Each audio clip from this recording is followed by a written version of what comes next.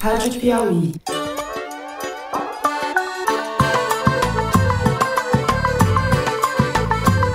Olá, sejam muito bem-vindos ao Foro de Teresina, o podcast de política da revista Piauí. Agora a Procuradoria-Geral da República quer pedir minha prisão. Só tem um detalhe. O deputado federal não pode ser preso a não ser em flagrante delito em um caso que seja não afiançável.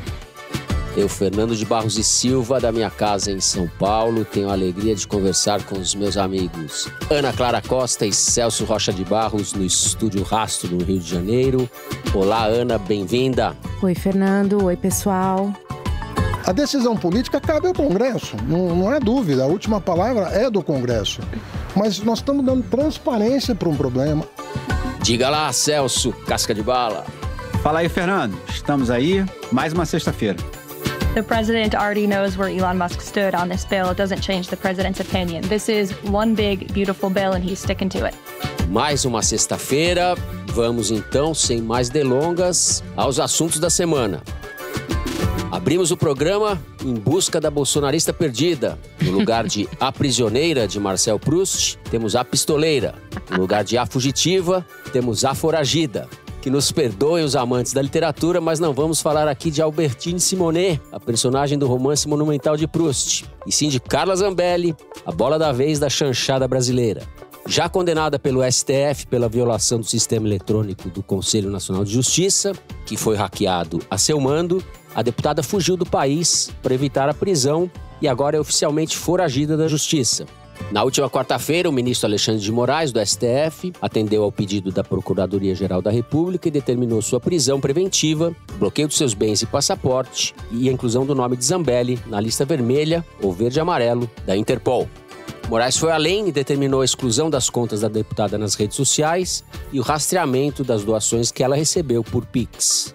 As medidas contra Zambelli foram motivadas pela fuga, é claro, mas também pelo comportamento da condenada, que anunciou em entrevista que iria seguir os passos de Eduardo Bolsonaro, o que, trocando em miúdos, significa conspirar contra a democracia brasileira. O filho 03 do Jair está nos Estados Unidos, licenciado de seu mandato na Câmara dos Deputados, articulando com aliados de Donald Trump uma cruzada contra o Supremo Tribunal Federal e especificamente contra Moraes.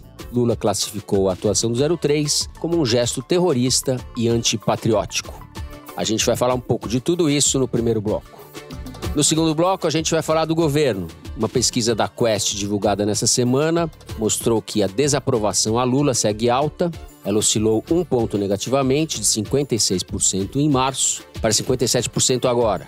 Em meio à crise de popularidade, enquanto Lula está em Paris em viagem oficial, o ministro Fernando Haddad costura a solução para a novela do IOF, o Imposto sobre Operações Financeiras, cujo aumento, por decreto, foi rechaçado pelo Congresso, que ameaçou derrubá-lo. Na terça-feira, Haddad participou do Encontros Piauí, em Brasília, que reuniu autoridades dos 3 poderes para discutir os rumos do país. E na entrevista que teve a participação da Ana Clara, o ministro disse que a crise do IOF foi a melhor coisa que poderia ter acontecido, referindo-se ao recuo parcial no aumento do imposto e as negociações em curso com Davi Alcolumbre e Hugo Mota para encontrar um conjunto de medidas que substituam o que se pretendia arrecadar. Tudo vem sendo costurado em sigilo até domingo, quando está prevista uma reunião do governo com os líderes dos partidos no Congresso. Enquanto isso, Haddad segura o desgaste e a Ana vai nos contar isso em detalhes. No terceiro bloco, nosso assunto é o governo Trump. Na última quarta-feira, o presidente norte-americano anunciou a proibição da entrada nos Estados Unidos de qualquer pessoa de 12 países, entre eles o Afeganistão, o Irã, a Líbia, a República do Congo, Guiné Equatorial, Eritreia, Somália, Sudão, Iêmen e Haiti, o único país das Américas. Haverá restrição parcial ao ingresso de cidadãos de outros países, entre eles Cuba e Venezuela. O decreto passa a valer a partir desta segunda-feira. Não vamos deixar que o que aconteceu na Europa ocorra nos Estados Unidos, disse o presidente Trump. Além desse ato de xenofobia, com traços racistas e islamofóbicos evidentes, a gente vai tratar da crise entre Trump e o Mr. X, Elon Musk. Na semana passada, o bilionário, que havia prometido cortar $1 trilhão em despesas, deixou oficialmente seu cargo à frente do tal Departamento de Eficiência Governamental, depois de uma série de desgastes entre ele e o presidente em poucos meses de gestão. O Celso vai nos explicar melhor onde o bicho pegou e por quê. No caso desses dois, parece que vale aquela máxima. que um diz ou pensa do outro é verdade, mas não o que cada um pensa sobre si mesmo. É isso, vem com a gente!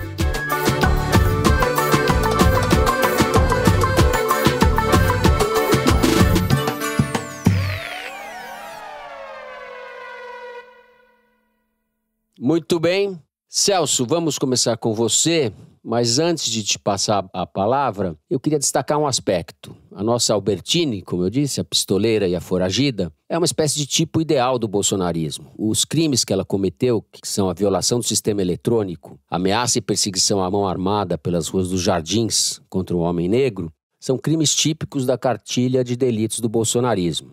Eu acho importante a gente falar isso porque nos trata de uma personagem que se desviou do rebanho e decidiu delinquir por conta própria. Ela representava exatamente o que a turma que estava no poder pregava diariamente. Ela foi abandonada pelo bolsonarismo, é fato, mas não por ter traído a causa. Eu acho importante a gente deixar isso claro, porque senão parece que ela é uma radical livre, né? E não, pelo contrário, acho que ela é a expressão fiel e máxima do que a turma do Jair representa. É exatamente isso, Fernando. Atualmente, assim, com esse esforço todo de tentar achar uma ala moderada no bolsonarismo e tal, tem gente tentando falar da Zambelli como uma radical do bolsonarismo, né? Mas não é absolutamente o caso. A Zambelli é o centro do bolsonarismo. É a bolsonarista típica. A Zambelli é o Jair. O Brasil foi governado por 4 anos pela Zambelli, basicamente. Pelo modo de pensar Zambelli. O Brasil lidou com a pandemia pelo modo de pensar Zambelli. A Zambelli não é uma caricatura feita com os traços mais grotescos do bolsonarismo. O bolsonarismo é essa caricatura e o bolsonarismo só tem traços grotescos. Quando você vê esses caras aí tentando se apresentar como bolsonaristas mais light, mais moderados, você pode ter certeza, se você botar uma peruca de Ronald McDonald no Tarcísio, no Zema, acabou toda a diferença entre eles e a Zambelli, entendeu? Você não tem nenhuma diferença. Porque você vai dizer, mas a Zambelli tentou convencer o ministro da Aeronáutica a apoiar o golpe do Bolsonaro. Cara, todos os bolsonaristas tentaram. Todos os bolsonaristas participaram desse golpe. A Zambelli defendia aquelas maluquices de Olavo de Carvalho. Cara, o Olavo de Carvalho indicou, não 2 ministros da educação do governo Bolsonaro, além do chanceler. Então é o que você disse, a Zambelli é um mainstream bolsonarista. Ela não fez nada por maluquice da cabeça dela, quer dizer, talvez aderir ao bolsonarismo, mas o bolsonarismo é isso aí. O Brasil foi governado por isso aí, durante 4 anos. Foi governado por aquela maluca que saiu pelos Jardins apontando uma arma, inicialmente para uma pessoa, depois, quando a gente percebe que a miopia dela é gravíssima, para a parede de um bar, entendeu? Esse é o bolsonarismo. E ela só não teve mais poder porque eles são machistas. Né? Exatamente, exato. Parece meio clichê, os caras odeiam mulher. Cara, mas isso é verdade. Se você for ver, os jornalistas que eles foram perseguir em rede social, é quase sempre mulher, cara, entendeu? Então, assim, eles têm uma filosofia misógina, né? Até a própria ideia do Bolsonaro colocar na Zambelli a culpa pela derrota de 2022, entendeu? O que é bizarro, né? É bizarro. E pra começar, porque no mesmo dia o Roberto Jefferson fez coisa muito pior. O Roberto Jefferson atirou na polícia, cara. E nem um pio, né? Nem um pio, exato. E é óbvio que também não foi por isso que eles perderam. Cara, perdeu porque teve uma perda de popularidade durante a pandemia, porque matou dezenas de milhares de brasileiros e não conseguiu se recuperar até o fim do mandato. Mesmo usando a máquina como ninguém tinha usado até hoje. Essa ideia de tratar a Zambelli como um caso meio caricatural, o lado mais bizarro do bolsonarismo, isso é uma operação ideológica que está sendo feita agora. A ideia da Zambelli, por exemplo, de invadir o sistema do CNJ, quem falou para ela que isso tudo é fraudado foi o Bolsonaro. Quem disse para ela que a urna eletrônica é fraudada foi o Bolsonaro, entendeu? E foram esses caras todos aí do Bolsonaro. Quem disse pra ela que o Alexandre de Moraes era um ditador, etc., foi o Bolsonaro. Então, não tem nada que ela tenha feito, ou esteja fazendo, ou planeje fazer, que seja divergente do mainstream do bolsonarismo. Agora, será que ela vai conseguir, na Europa, fazer o que ela está querendo fazer? Se tornar uma espécie de embaixadora do bolsonarismo e fazer lobby por sanções contra o Brasil, por causa das prisões dos golpistas, etc.? Eu tenho aqui minhas dúvidas. Em primeiro lugar, ela não é tão bem enturmada com a turma da Internacional Fascista quanto o Eduardo Bolsonaro. O Eduardo Bolsonaro é chapa do Steve Bannon, é chapa desses caras todos. O Eduardo Bolsonaro, assim que o Bolsonaro ganhou a eleição, ele foi viajar para Itália, Hungria e Polônia, começo de 2019. E voltou da Hungria dizendo que tinha aprendido lá com o Orbán como lidar com a mídia. Então, ele é um cara orgânico desse movimento internacional. É um militante, como aqueles velhos militantes comunistas que a Internacional Community mandava o cara para um lado ou para o outro ali. O Eduardo é isso. E a Zambelli não é. Assim, se fosse para mandar alguém para ser embaixadora na Europa, seria melhor mandar a Bia Kicis, que se vocês procurarem no Facebook dela, tem vídeo dela com o pessoal da Hungria lá, tem com a frente de amizade Brasil-Hungria. É mesmo? Tem, vocês podem procurar lá. Tem um cara lá, um deputado húngaro lá, falando da importância de unir os conservadores. Então, assim, a Zambelli não tem isso. Até, a princípio, isso poderia ser corrigido se o bolsonarismo resolvesse falar para a turma deles lá fora para adotar a Zambelli. Isso pode acontecer. Mas a gente ainda não sabe se aconteceu. Agora, tem um troço que eu acho que é uma diferença grande dela pro Eduardo, é que, sejamos honestos, assim, boa parte do que interessa para os Estados Unidos, nesse caso, Alexandre de Moraes, essas coisas, não é o Eduardo, é o Twitter. São as Big Techs, né? Que não querem regulação. Acho que foi até o Malafaia que disse, né? Quem é Eduardo Bolsonaro? Quer dizer, essas sanções aí, se vierem, é por causa do pessoal, do Elon Musk. O argumento bolsonarista aqui pode ser até uma desculpa que os Estados Unidos usem, mas se tiver sanção contra Alexandre de Moraes, coisa que vale, é lobby das Big Techs, que não querem regulação. E na Europa não tem isso, né? Não é lá que está a sede das Big Techs. Então eu não sei se sem o lobby das Big Techs, o bolsonarismo fazendo essa campanha internacional do bolsonarismo tem muita atração. Basicamente, para essa campanha da Zambelli no exterior dar certo, eu acho que dependeria muito do Bolsonaro, do Eduardo, do pessoal, resolver adotar de novo a Zambelli, porque eles estavam usando ela como bode expiatório da derrota, né? E instruir os caras lá deles lá fora, o Orbán na Hungria, a Meloni na Itália, tudo, a adotar ela, a promover ela. O que eu não sei se eles vão querer fazer, porque é bom lembrar, inclusive, a Zambelli, nenhuma dessas acusações até agora pode ser remotamente interpretado como crime de opinião, né, cara? Ela invadiu o sistema da justiça. Não tem nada a ver com liberdade de expressão. Você não pode sair andando com a arma pra cima dos outros na rua, sem mais nem menos, nem em nenhum lugar do mundo. Para primeiro da Itália comprar a briga da Zambelli, assim, para que ela vai fazer isso também? Então, eu acho que as perspectivas dela são bem piores que a do Eduardo. Agora, essa ofensiva internacional contra o Brasil tá indo de vento em popa, né, cara? Os caras estão ativando essa rede internacional deles. O Bolsonaro perdeu na eleição, perdeu no golpe, mas está tentando pelo menos ganhar na intervenção estrangeira, né? Já que o exército brasileiro não quis dar golpe com ele tá vendo se o exército americano não tá interessado. O ponto de fuga disso é a eleição, né, do ano que vem. Acho que a campanha contra o Moraes se junta à campanha eleitoral. Eles vão tentar jogar tudo no mesmo bolo. Ana Clara, o que você tem a dizer sobre a nossa Albertine?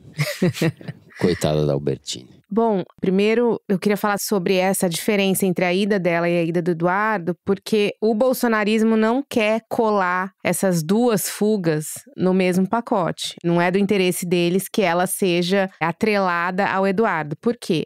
Porque quando o Eduardo decide ir para os Estados Unidos, isso não foi de comum acordo com o pai. Ele tinha basicamente 2 objetivos na cartola. Ele queria se preservar de uma ofensiva do STF, porque havia rumores de que o passaporte dele seria apreendido, como foi o do Bolsonaro. E ele também tinha esse objetivo de se articular junto com a extrema-direita, se colocar como o ponto de contato com o Trump, se valendo do contato que ele já teve anteriormente e tal, para criar esse caldo ali contra o Supremo e contra o Alexandre de Moraes. E, se possível, e a gente não sabe se vai ser possível, transformar isso numa bandeira eleitoral mesmo, sabe? Porque a gente até já falou aqui que ele tem essa ambição de disputar essas primárias da direita aí como candidato do pai. E o Bolsonaro não queria que ele fosse, não queria que ele se licenciasse do mandato e etc, mas ele foi, enfim, tá morando no Texas. O plano deu um pouco errado porque o STF, que não o investigava, acabou abrindo uma investigação contra ele justamente por causa dessas sanções. Então ele se ferrou nesse aspecto.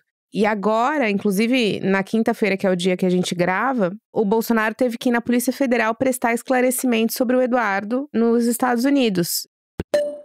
Pessoal, eu tô voltando aqui para contar uma informação relevante que foi passada durante o depoimento do Bolsonaro à Polícia Federal, que foi a de que ele enviou 2 milhões de reais para o Eduardo Bolsonaro para ele passar um tempo nos Estados Unidos.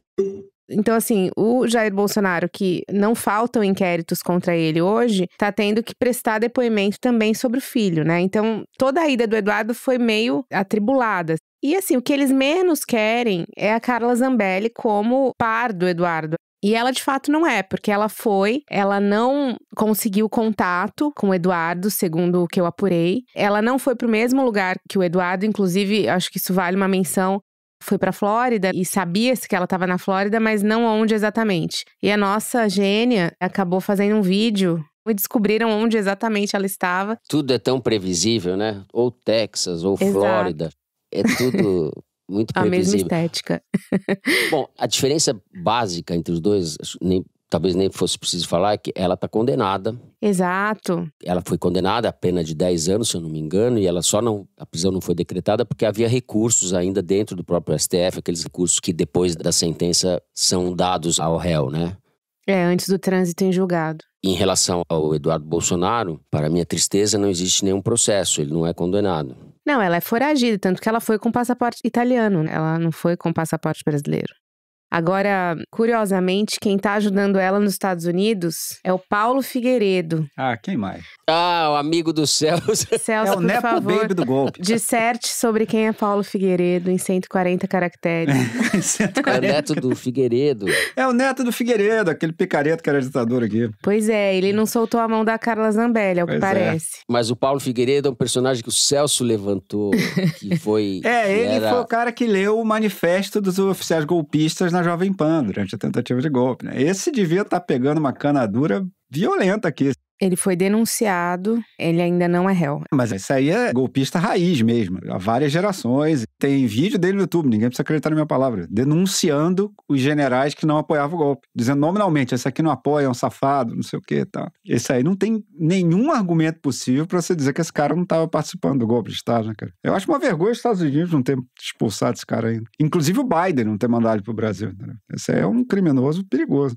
Agora, o problema da Zambelli é que o bolsonarismo não está interessado em transformá-la na Débora do Batom, numa mártir pela liberdade de expressão, pro azar dela. Não existe, assim, um pio nas redes do Bolsonaro, nas contas do Bolsonaro sobre ela, em defesa dela, ou pedindo solidariedade a ela. Pelo contrário, ela tem reclamado aos aliados dela, se é que ela ainda tem algum, segundo a coluna da Bela Megali no Globo, que o fato de Bolsonaro pedir doações de Pix para sustentar o Eduardo nos Estados Unidos está prejudicando o pedido dela de doação de Pix para sustentar a partida dela, entendeu? Jair. Exato. Então ela tá chateada porque ela tá achando que eles podiam pegar leve com esses pedidos de doação de Pix para que ela possa ter um naco disso tudo. Eles deviam segurar aqueles cartazes, golpista em apuros, doe Pix. Agora eu fico imaginando, o que passa na cabeça de um bolsonarista para pensar em sustentar a Carla Zambelli vivendo em Roma, em, sei lá, Veneza, não, assim, esses Verona, caras, eles tiveram Milão. Pois é. Não, pelo amor de Deus. Eu também não sei, não consigo arriscar. É o mesmo cara que compra a criptomoeda do Milei, né, cara? Deve ser, basicamente. Mas essa medida do Moraes para identificar os repasses de Pix, para ela pode revelar coisas sim. aí, se tem alguém ou alguém com bala na agulha interessado em... Porque é uma maneira de financiar a estratégia dela de ficar conspirando contra a democracia. Agora, eu acho fundamental que o Brasil consiga prendê-la, que ela volte para o Brasil presa, porque essa saída dela do país, embora não tenha sido ilegal, houve uma desatenção, porque ela já estava condenada. Não né? pode deixar sair. Então, eu acho que para a credibilidade das instituições e para o bom funcionamento da democracia, processo político, com eleição ano que vem, a Carla Zambelli deve ser presa, que ela não fique solta por aí, mandando lives na frente de shopping center pra gente sobre a liberdade de expressão e blá blá blá. Agora, o curioso é que o marido dela, que, gente, quando a gente lembra, é inacreditável, ele era o chefe da Força Nacional. Que beleza. O coronel Aguinaldo, que hoje é filiado ao PL. E o padrinho de casamento dela é o... Quem mais? Hoje Quem mais? senador Escusas. Exatamente, Sérgio Moro. E o coronel Aguinaldo era secretário de Segurança Pública numa cidade do interior do Ceará e, coincidentemente, pediu afastamento temporário do cargo há 2 semanas para cuidar de uma doença em um parente, para poder ir com ela, claro. Coronel Aguinaldo achou que estava fazendo uma grande coisa com esse matrimônio, se deu mal. Gente, desculpa, errei aqui. O nome dele é Coronel Aginaldo, não Aguinaldo. Perdão. Fala sério, Ana Clara. Aginaldo é jogo duro, hein? Já não basta ser casado com a Zambelli, ainda chama Aginaldo, infeliz. Ai. Bom, já estamos em conversa de bar aqui. É perigoso que a Zambelli entre com uma arma para interromper a nossa conversa. A nossa diretora Mari Faria nos informa ao vivo aqui, enquanto gravamos, que a Interpol aceitou o pedido da Polícia Federal Brasileira e incluiu a Zambelli em sua lista vermelha ou verde-amarelo. Então a gente encerra com essa informação de Mari Faria. Encerramos o primeiro bloco por aqui. Fazemos um rápido intervalo. Na volta nós vamos falar de Fernando Haddad e IOF. Já voltamos.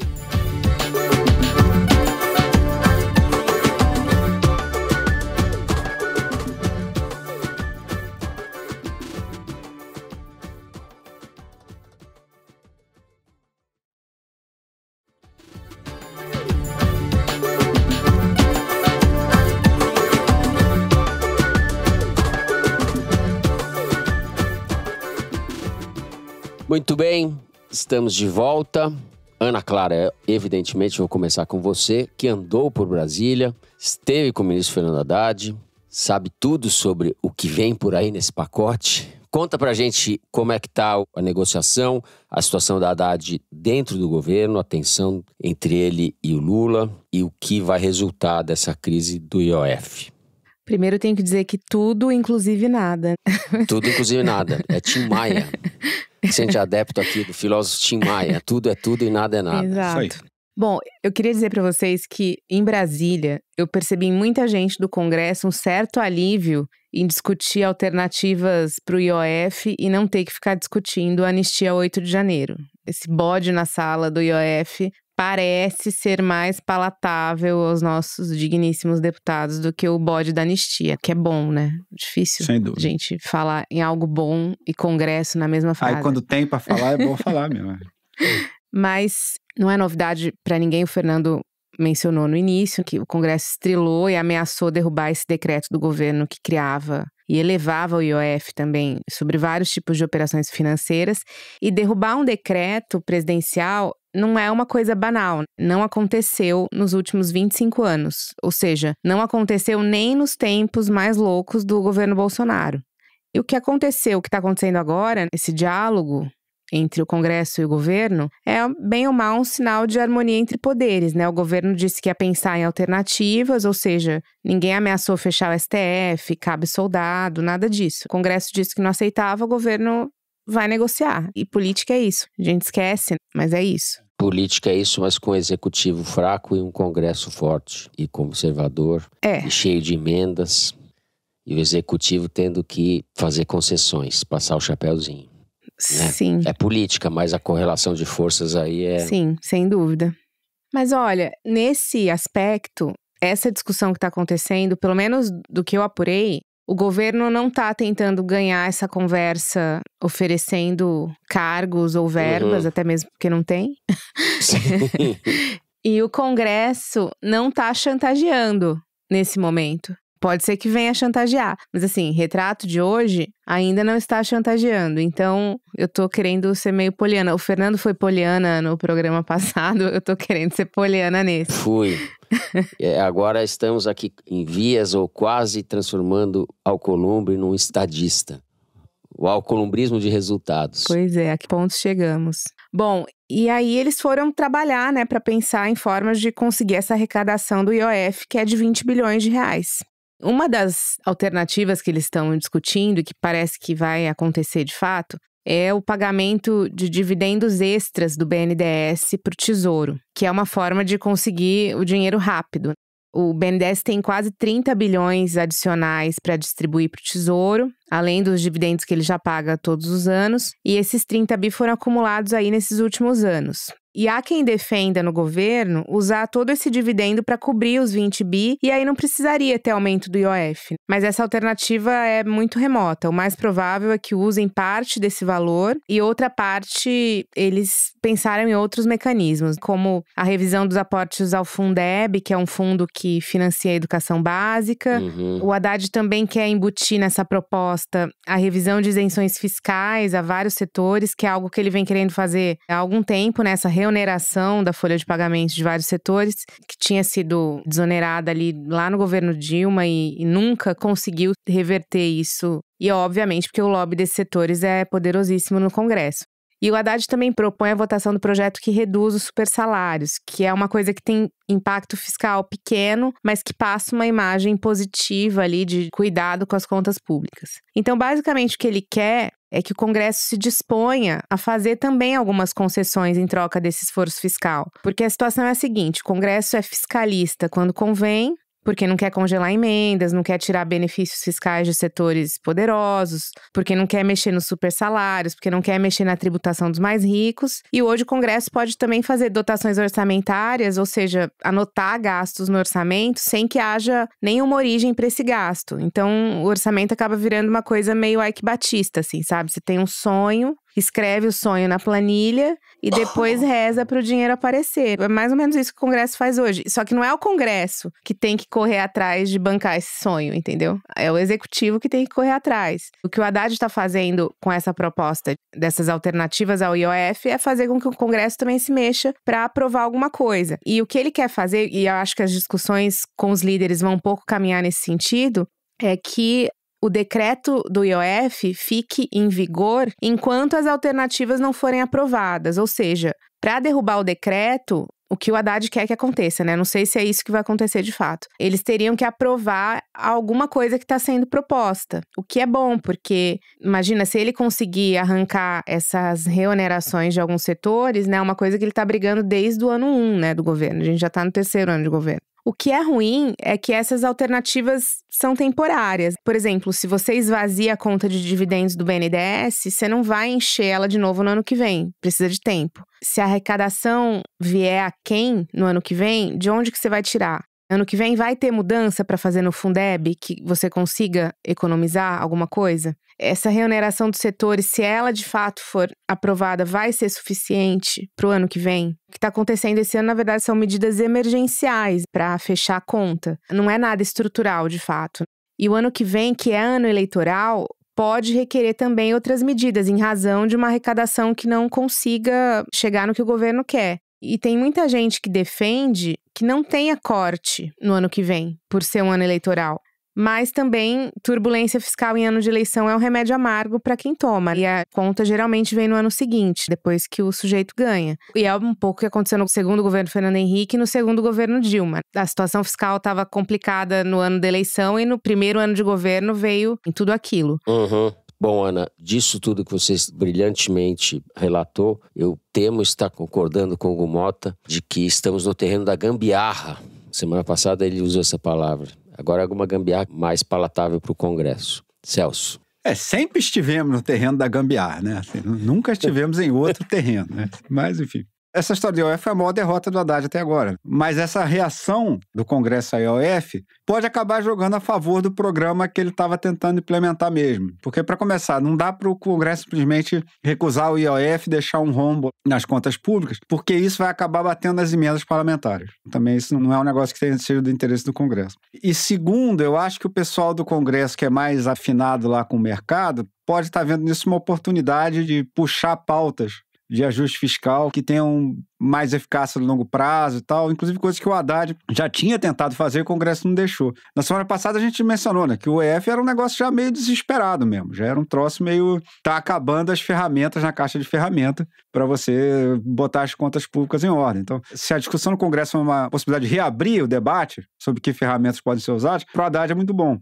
Então, acho que é por isso que ele disse no evento da Piauí que até agora esse desenrolar foi o melhor possível. Pode ser que dê tudo errado ainda, mas para ele é bom essa reabertura do debate, isso voltar a ser o assunto, né? Não, e ser um assunto minimamente republicano a ser debatido no Congresso, né? Exatamente. Aí a pauta voltar a ser problemas reais do país, né? Problemas que afetam a vida dos cidadãos, etc. A princípio, o Congresso está pelo menos fingindo que topa conversar com o governo. A gente ainda não sabe como que isso vai se desenvolver, se isso vai... Por exemplo, super salários é outra coisa que o Haddad já tentou acabar com isso, entendeu? Já tentou botar um limite nesse negócio, mas saiu do Congresso com muito menos impacto, né, do que entrou. Se o Congresso topar reabrir algumas dessas discussões, eu acho muito bom. Agora, tem uma questão que é delicada, que é o seguinte, quando o pessoal diz, não, o ideal é tentar soluções estruturais para o déficit? Eu também acho que é. Tem um tipo de combate ao déficit que pode ser até que você precise fazer num ano ou outro, mas não pode ser a solução de longo prazo. Então, para você cortar toda a grana das universidades, pode ter um ano que você precisa fazer isso, mas você vai ficar fazendo isso para sempre? Quer dizer, não vai ter política científica no país, não vai ter...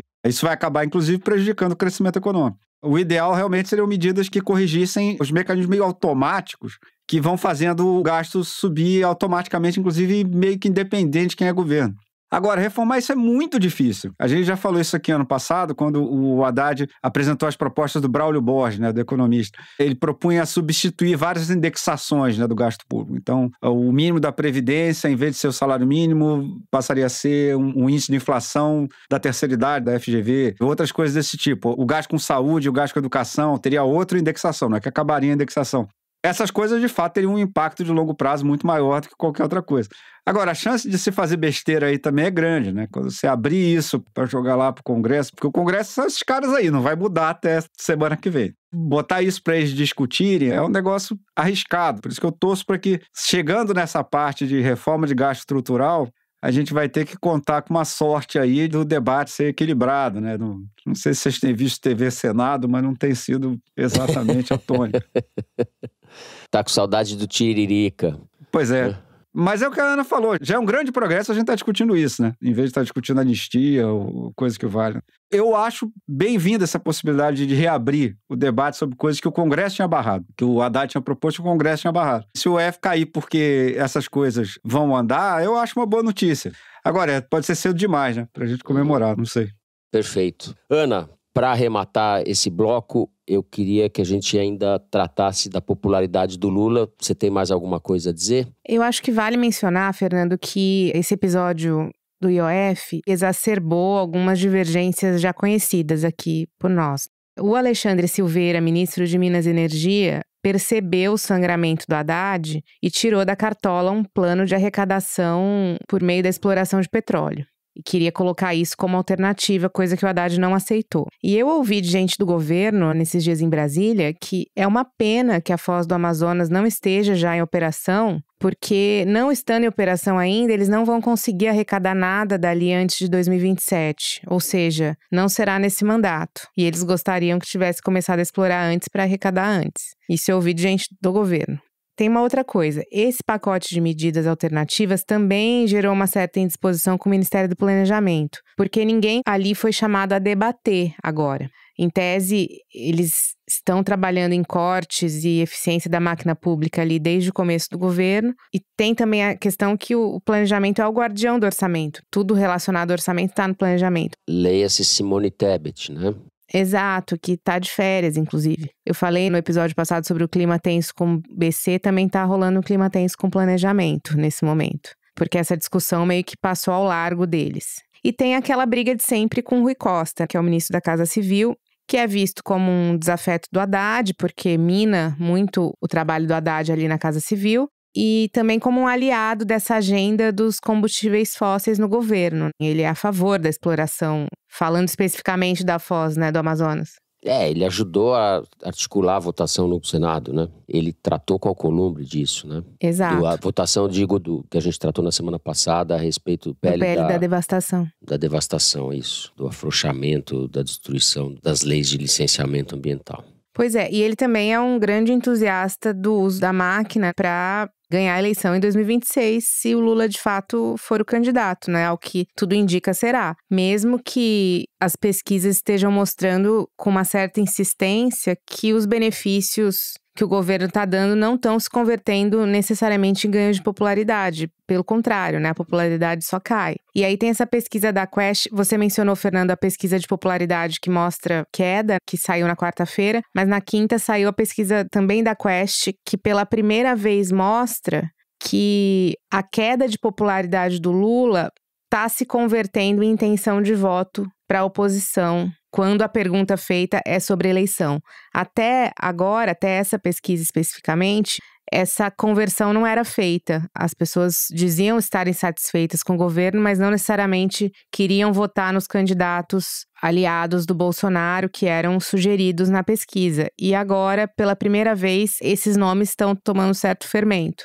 E até chegando a empate, segundo a pesquisa mostrou. uma questão interessante dessa pesquisa é que pela primeira vez a percepção dessas pessoas ouvidas, né, em relação à economia brasileira deixou de piorar. É o primeiro mês do ano em que isso acontece. Mas mesmo assim, o governo não conseguiu transformar esse sentimento de melhora na vida, na renda e tal, em aprovação ou intenção de voto. Pelo contrário. Uma das explicações pode ser que, no caso das faixas de renda mais baixas, esse sentimento de melhora não está sendo sentido. Ele está sendo sentido mais nas faixas mais altas. E o eleitorado, o principal eleitorado do Lula está justamente nessas faixas de renda que não estão sentindo. Então, isso pode ser uma explicação.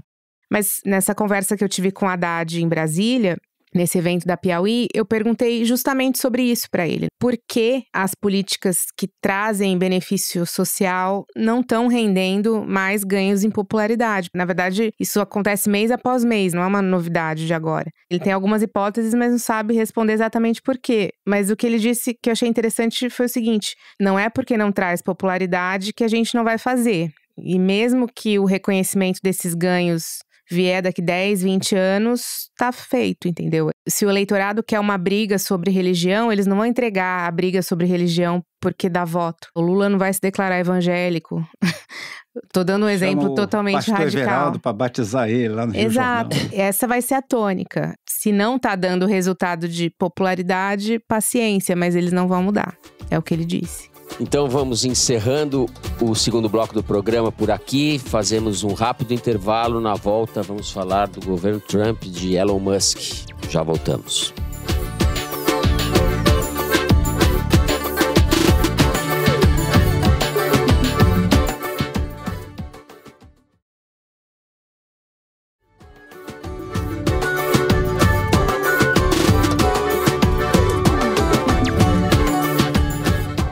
Muito bem, estamos de volta. Celso, vamos com você. Acho que podemos começar pela saída do Elon Musk do governo. E você pode fazer um balanço do tal Dodge. Tá ferrado, Celso. Não, satisfação fazer um balanço disso. O tal departamento de eficiência. Ah, mutreta lá, né? Que ia economizar a mutreta do Elon Musk, que assim como o Paulo Guedes, toda a conta dava 1 trilhão, não é isso? O Paulo Guedes toda a conta dava 1 trilhão. Aí o Elon Musk achou que isso não era suficiente, resolveu que a conta dele ia dar 2 trilhões. Chegou lá e falou, não, isso aqui só cortando o desperdício e ineficiência e tal, dá para economizar 2 trilhões de dólares. E na época eu lembro que todos os economistas americanos falaram, bicho, não existe isso. Claro que deve ter alguma ineficiência que dê para cortar. Se alguém tiver uma boa ideia para cortar alguma coisa específica, é sempre bem-vindo. Mas a ideia de que, assim, tem 2 trilhões que estão sendo desperdiçados e se você botar um cara inteligente ali, ele vai fazer aparecer 2 trilhões nas contas para o Trump gastar ou liberar de imposto, etc. Isso é mentira. Isso sempre foi mentira. É descaradamente falso. Sempre foi. E como no caso do Paulo Guedes, a gente sempre tem que desconfiar do cara que toda a conta dá número redondo, né? Ele começou com 2 trilhões. Aqui a gente já falou do dia que dos 2 trilhões caiu para 1 trilhão. Ele falou, não, vai ser 1 trilhão, não é mais 2 trilhões, 1 trilhão, um Paulo Guedes. Aí agora, na saída dele, ele já anunciou que economizou 175 bilhões. Que é muito menos, né, certo? É menos de 10% do que ele dizia no começo. Mas isso também é mentira. Porque é muito difícil analisar os resultados deles, porque a prestação de contas que eles botam no site é picareta. E vocês não precisam acreditar em mim, vocês podem pegar esses think tanks, esses centros de estudos conservadores americanos, que são fiscalistas pra caramba, e eles dizem, não dá pra checar a maior parte daquelas coisas. E tem várias suspeitas, bom, tem uns casos que a gente até já falou aqui, de coisas que eles erraram, eles botaram que economizaram 80 e tinha economizado 8, umas coisas assim. E tem coisas, por exemplo, que eles dizem assim, a gente cortou esse programa, mas na verdade era um gasto ao longo de 10 anos, já está no ano 9, então boa parte já foi gasto, entendeu? E eles estão contabilizando como se tivesse cortado. A contabilidade deles é 100% picareta na opinião dos fiscalistas conservadores americanos mesmo, não é na opinião da oposição, da esquerda nem nada. E o que parece ter acontecido muito nesses cortes é que ele cortou um monte de coisa que não era desperdício, que eram programas importantes que ajudavam gente que precisava. Ponto particularmente trágico é os bilhões que foram cortados em ajuda internacional a países muito pobres. O Joel Pinheiro, na Globo News, falou, eu achei que criou uma fórmula boa, que é basicamente o homem mais rico do mundo cortou dinheiro das pessoas mais pobres do mundo. Dinheiro que ia para vacinação na África, sabe? Que é dinheiro que ia para alimentação para criança, para bebê, em áreas de conflito, em áreas de refugiado, entendeu? E o cara achou que isso era desperdício e cortou. Cortou coisas que provavelmente vão reduzir a arrecadação nos próximos anos. Cortou pessoal da Receita Federal. do IRS americano. Então tem menos gente agora para pegar a fraude fiscal, para arrecadar dinheiro. Ele cortou um monte de coisa que provavelmente vai ter que voltar nos próximos anos. Ele cortou coisas que eram necessárias e que algumas já tiveram que voltar, outras tem gente entrando na justiça e vai ter que voltar. Essa economia do Musk é tudo picaretagem. Isso aí foi basicamente uma fraude que foi aplicada sobre o público americano. O Elon Musk é um fraudador, é um estelionatário, um picareta, entendeu? Que foi lá pro público americano e mentiu pros caras. A mentira mais clássica de política que tem, que é assim, eu sei onde arranjar dinheiro sem ninguém ser sacrificado. Ele contou essa história e teve uns caras que caíram, mas era mentira. E o Musk no governo representava uma série dessas ideias zumbis que não interessa quantas vezes ela morra, ela sempre volta. Por exemplo, a ideia de que o cara que é bem sucedido no setor privado vai saber o que fazer no setor público. Cara, são coisas completamente diferentes, são objetivos diferentes, são fontes de arrecadação de dinheiro diferentes, são alinhamentos de interesse muito diferentes. Então não tem menor garantia que um cara que sabe se dar bem no mercado vai se dar bem como gestor público. Ou então a cascata que no Brasil é epidêmica praticamente, que é a ideia de que se não tivesse corrupção teria dinheiro para tudo. Então toda vez que vai ter um ajuste das contas políticas, não. Mas se os políticos parassem de roubar, não precisaria cortar esse negócio. É mentira, gente. Você pega os piores escândalos de corrupção, você vê quanto foi desviado, não sei o que, e você compara com, sei lá, um ano de déficit aí da Previdência ou de qualquer coisa. Não é verdade. Agora, obviamente, sempre vai ter gente ganhando voto com essa cascata, de que não, eu sei arrumar dinheiro sem sacrificar ninguém, né? E o Elon Musk basicamente fez isso. Não é só que ele foi um cara substituindo o papo furado de político, ele vendeu o papo mais furado de político que tem. E uma coisa que chamou a atenção também é o seguinte, esse sucesso dele no setor privado é uma história muito mais complicada do que esses caras gostam de dizer. Então, assim, o Silicon Valley é uma convergência entre políticas muito agressivas de desenvolvimento científico com dinheiro público feito pelos Estados Unidos, em especial sobre o setor militar, e de um mercado ágil o suficiente para pegar essas coisas e transformar em produtos, transformar em coisas de uso dos consumidores. O Sistema Nacional de Inovação é uma questão bem complicada, que depende de ajustes muito finos, com participação do Estado e do setor privado. Por exemplo, a Tesla, do Musk, dependeu muito ao longo da sua história de incentivos do governo à tecnologia verde, que é o carro elétrico, né? O Trump está derrubando esses negócios. Então, inclusive, vai derrubar a Tesla. E vai derrubar um monte dessas coisas tecnológicas americanas. A história toda já era cascata. A história de que um cara que vem do setor privado chega no setor público e vai conseguir arrebentar. Mas a história dele no setor privado também era cascata, porque boa parte do sucesso do setor tecnológico americano depende também de participação do governo. E agora, o Trump aprovou no Congresso a sua One Big Beautiful Bill Act, a famosa OBA. É foda.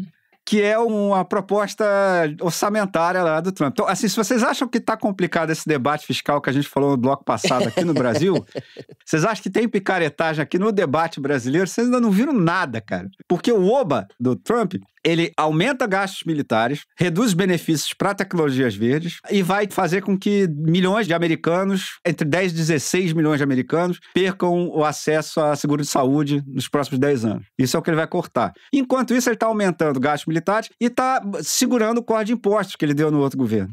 E assim, é sempre bom lembrar, corte de impostos é tão populismo fiscal quanto gastar dinheiro. O efeito sobre a contabilidade do governo é exatamente a mesma coisa. O dinheiro que deixou de existir ali, deixou de existir e vai ter que ser coberto de alguma maneira, do mesmo jeito. Sair dando corte de impostos indiscriminadamente é tão populismo fiscal como sair gastando dinheiro indiscriminadamente. E aí sempre vai ter um idiota dos dois lados que vai dizer, não, mas o meu corte de impostos ou o meu investimento público vai fazer arrecadar tanto dinheiro que vai cobrir esse déficit. Cara, isso acontece às vezes, entendeu? Mas não tem nenhuma garantia que isso acontece como regra. O que fez, inclusive, que o Elon Musk brigasse com o Trump agora, né? Que ele saiu do governo lá, com o rabo entre as pernas, e veio reclamar do OBA, do One Big Beautiful Bill Act. Mas é isso, então assim, cara, eu vi gente de mercado, gente aqui no Brasil dizendo, não, que pena que no Brasil não tem um negócio que nem o Dodge do Elon Musk. Cara, o Dodge era uma picaretagem sem vergonha, entendeu? Assim, o negócio não tem o menor sentido, ninguém ali fez conta nenhuma para chegar nesses números, é tudo chutado, tudo golpe. Aqui nós temos o Dodge Dart do Chico Raiz. Aí isso já vale a pena. Fazer um brick. O Chico Raiz é mais sério que o Elon Musk. Muito mais. Também, né? Todo mundo. E assim, a primeira coisa, que se você comprou essa ideia de que vai chegar o empresário lá, vai estar, você foi feio de otário. Se você comprou a ideia dos 2 trilhões, do 1 trilhão, do meio trilhão, etc., você também foi feio de otário. no final das contas, o déficit vai aumentar em 2 trilhões. Olha só que beleza. Graças ao oba do Trump. Não só o Trump não vai reduzir o déficit em 2 trilhões, graças à palhaçada do Elon Musk, como ele vai aumentar o déficit em 2,3 trilhões. Olha só, quando o número é real, ele não é redondo. Graças ao seu oba, ao oba-oba do Trump. A irracionalidade se concentra em certas figuras, né? A irracionalidade do mundo, que o sujeito desse seja o mais rico do mundo e que seja o braço direito do débil mental do Trump, isso tudo é assustador. Vamos lá. Fernando, o que eu acho curioso nessa trajetória, essa breve trajetória do Musk no governo americano, é que há similaridades com algumas situações aqui no Brasil. Vocês se lembram quando o Bolsonaro ganhou, quando ele estava, sei lá, bem nas pesquisas depois da facada e ia ganhar? Tinha muita gente, sobretudo da imprensa, que achava que o Paulo Guedes iria governar ou que essa elite empresarial iria domesticar o Bolsonaro e ele, como era visto como um maluco, não ia ter condição de governar, então ele ia acabar sendo domesticado por essa elite. Eu me lembro do perfil que a Malu Gaspar fez do Paulo Guedes, quando ele dizia que o Bolsonaro já é outro animal. Ele falou, já estou domesticando ele. Paulo Guedes usava exatamente essa imagem. Pois é, grande perfil da Malu. E o que aconteceu? A imprensa americana fez a mesma comparação quando o Musk assumiu um cargo no governo. A revista Time fez uma capa sugerindo que o Musk era o real president. E assim, qual que é a chance disso dar certo? Ainda mais com um presidente que já está indo para o seu segundo mandato, como o Trump.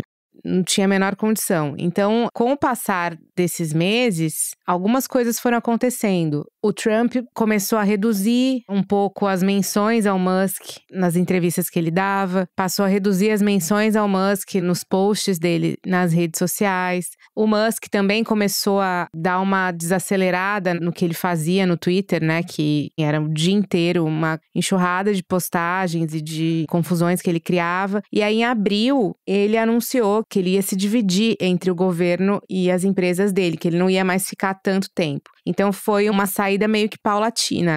Como que você vai achar, né, que o Trump, que é um cara notadamente narcisista, como que você vai achar que ele vai se deixar dominar por alguém, por mais que esse alguém seja o cara mais rico do mundo? E agora com essa questão do orçamento, Celso, que você mencionou, tem uma coisa curiosa. O Musk saiu meio que de fininho ali, sem sair atirando, mas agora tá fazendo críticas pesadas a esse projeto orçamentário dos republicanos, né? Ele tá criticando isso muito. E o que ele tá dizendo também é que os republicanos estão com ele, ou seja, os eleitores do Trump estão com ele. Estão concordando com ele, que ele tá certo no que ele tá falando e os eleitores também concordam. E aí o Trump, que já não tinha tratado mal o Elon Musk publicamente depois da saída dele, também tinha conduzido isso com uma certa parcimônia, já hoje deu uma entrevista dizendo que tá extremamente frustrado com o Elon Musk e que o Elon Musk tá fazendo tudo isso porque o Trump, eu não sei se vocês se lembram que ele fez logo no início do governo, um dos decretos, dos atos executivos dele, foi sobre carros elétricos, porque justamente ele quer estimular a indústria de petróleo, não a indústria de energia limpa. Então, um dos decretos prejudicou a indústria de carros elétricos. E o que o Trump está dizendo hoje é que o Elon Musk, na verdade, está a pé da vida com isso. It's business. Pessoal, nas horas depois da gravação, a briga entre o Musk e o Trump entrou em ritmo de incêndio de cabaré. O Trump resolveu dizer que a melhor maneira do governo americano economizar dinheiro era cortando os contratos do Musk com o governo. Isso fez o valor das ações da Tesla cair mais de 150 bilhões de dólares, que é uma graninha boa. O Musk disse que o Trump está envolvido no escândalo do Jeffrey Epstein, aquele milionário pedófilo que se suicidou na cadeia. A essa altura, o Steve Bannon já estava defendendo a deportação do Musk, que é imigrante sul-africano. Aí o Musk aproveitou para defender o impeachment do Trump, de olho na ligação histórica do J.D. Vance, o vice do Trump, com o Vale do Silício. E o mundo assistiu e continua assistindo aos homens mais ricos e poderosos do mundo, expondo em público como são imbecis, corruptos e prontos a usar o poder político para satisfazer seus interesses mais mesquinhos. Mas eu acho que é uma situação que a gente tem que olhar em perspectiva, porque agora, com a Michelle Bolsonaro querendo ser candidata, parte do bolsonarismo apoia a Michelle. Principalmente essa parte mais do Silas Malafaia, esse núcleo mais evangélico do bolsonarismo, ele vê a Michelle, de fato, como uma candidata viável. E o que eu ouvi dessas pessoas é o seguinte: a gente coloca ela lá e depois a gente vê o que a gente faz. Depois a gente governa, entendeu? Mas se ela pode ganhar, vamos colocar ela lá e depois a gente governa. Que é um pouco aquela mesma dinâmica de que você vai achar que sempre alguém vai conseguir tutelar um presidente. E há muitos exemplos na nossa história de que isso não acontece, né? A Dilma era um caso, Bolsonaro. A Dilma foi um caso, exato. E agora eles acham que será a Michelle. Elon, deixa eu dar uma dica pra você. Os caras que produzem petróleo deram um avião pro Trump. Sim. Esse debate de políticas públicas vai ser resolvido com argumentos muito específicos, entendeu? Então... Agora, a respeito dessa crueldade que você se referiu no começo, inclusive mencionando o Joel, o tipo de corte que eles fizeram, né, que prejudica ou penaliza as pessoas que já não têm nada, isso se estende à medida que ele tomou agora em relação a esses países de onde as pessoas não podem mais ir para os Estados Unidos, entre eles o Haiti. O Haiti, que é um país devastado, miserabilíssimo. Esses dias eu estava vendo a Globo News, o Guga Chakra falando que os cuidadores de idosos nos Estados Unidos, muitos deles são haitianos. É de uma crueldade o que esse cara está fazendo. Para que fazer uma medida dessa? Realmente tem uma dose de sadismo, uma mentalidade fascistoide mesmo. Não vejo como fugir disso. Bom, terminamos então o terceiro bloco do programa. Vamos para um rápido intervalo e na volta, Mari brilha, Kinder Ovo. Já voltamos.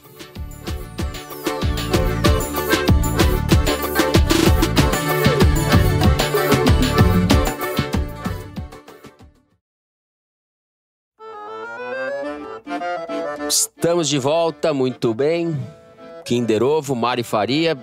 Pode humilhar, Mari Faria, solta aí.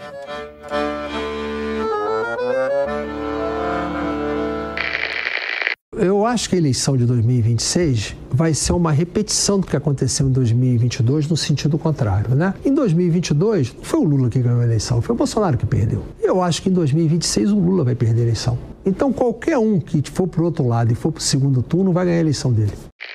Não é Eduardo Cunha, não? Caraca, Celso e a sua profecia, quanto pior o personagem, cara, maior a chance de maior acertar. A chance de acertar. Aí Exatamente, entendeu? Acho um genocida aí dessa nossa. Celso Rocha de Barros, casca de bala, brilhando. Ô, Ana Clara, a gente precisa fazer alguma coisa com isso. Nossa, eu tô... O cara tá empilhando Kinder Ovo. Eu comecei o ano bem, mas aí foi... É porque cai o nível dos caras, entendeu? Aí quando cai o nível dos caras, eu melhoro aqui. A régua da dignidade, né? Exatamente, exatamente. Casca de bala arrasando. Para os anais, as previsões eleitorais são do ex-presidente da Câmara dos Deputados, Eduardo Cunha, no programa Direto ao Ponto da Jovem Pan. O cara das trusts na Suíça, né? Trust não é conta. Ele não era dono da conta, ele era beneficiário era da trust. Bom, depois deste momento glorioso do Celso, vamos então para o Correio Elegante, o momento de vocês, o melhor momento do programa. A gente fica feliz aqui. Eu vou começar então lendo um e-mail da Laura Brito. Diz ela: já ouvi tantas histórias de amor nesse Correio Elegante que decidi implementar uma política de presente de casamento. Ao invés de dar mais um jogo de taça ou mais um aparelho de fondue, gosto de presentear o casal com uma assinatura da Piauí. Pensa, incentivar um novo casal a ouvir o foro juntinho no sábado, fazendo faxina e ainda comentar as reportagens da Ana Clara no café da manhã de domingo. Uau! Um sucesso para o relacionamento. Concordo.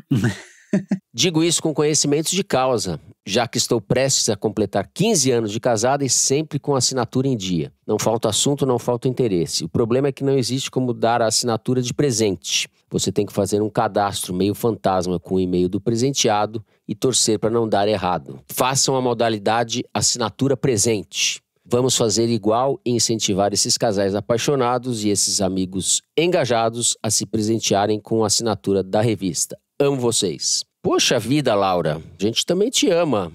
Ó, gente, não é publi, viu, galera? Caramba, Laura. Depois de uma cartinha dessa, não tenho nem roupa pra ler essa cartinha. Beijo pra você, Laura. Muito legal. Valeu, Laura. No Spotify, a Débora Rubim postou: eu e meu marido André somos ouvintes desde o primeiro ano do programa, com direito à imitação do Jair feita por André no episódio 51. pois 100 episódios depois, no dia 21 de maio de 2021, não pudemos ouvir o programa porque às 10h22 daquela sexta-feira nasceu nossa filha Pilar. E agora, 4 anos depois, ela nos acompanha ouvindo o foro durante as atividades domésticas. Então, queríamos pedir um feliz aniversário para ela e pedir pela criação do forinho para os pequenos Tereziners. Ah, que coisa mais fofa, Débora. Muito obrigada. Feliz aniversário, Pilar. Pilar, Feliz beijo, aniversário. parabéns. Seus pais são legais. Muito bom. Eu concordo com o forinho, hein? Boa. Mas teriam que ser notícias menos cruéis. Pelo amor de Deus, vai traumatizar as crianças tudo. Vida longa, Pilar, e põe ela pra assistir uns desenhos inteligentes em vez de ficar ouvindo o foro. Coitado da Pilar. O Felipe Gourmand Schwartz nos mandou o seguinte e-mail. Durante a já distante pandemia, minha mãe, Adriana, pediu indicação de podcast para escutar nos seus longos treinos de corrida de sábado. Não titubeei, Foro de Teresina. De lá para cá, todo sábado repercutimos nossos treinos e as coisas não tão boas e novas trazidas. E neste domingo, minha mãe vai para seu grande desafio, a Maratona Comrades. Serão... não é possível isso. Serão 90 quilômetros correndo na África do Sul. Meu Caramba, Deus Adriana. do céu. Humilhou muito, Adriana.